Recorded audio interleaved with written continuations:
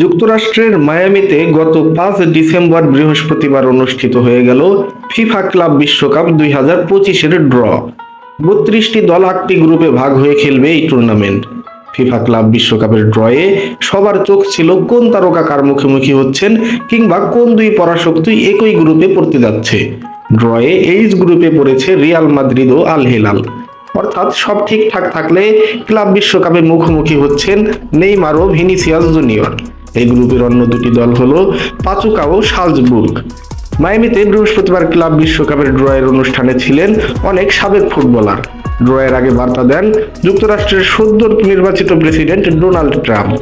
আগামী বছরের ১৫ জুন থেকে ১৩ জুলাই পর্যন্ত যুক্তরাষ্ট্রের ১২টি স্টেডিয়ামে অনুষ্ঠিত হবে ক্লাব বিশ্বকাপের লড়াই। এটিকে ২০২৬ বিশ্বকাপের ড্রেস রিহার্সেল হিসেবেও দেখা হচ্ছে। আয়োজক দেশের প্রতিনিধি হিসেবে ক্লাব বিশ্বকাপে খেলবে ইন্টার মায়ামি। ফ্লোরিডার হার্ড রক স্টেডিয়ামে উদ্বোধনী ম্যাচ খেলবেন মেসিরা।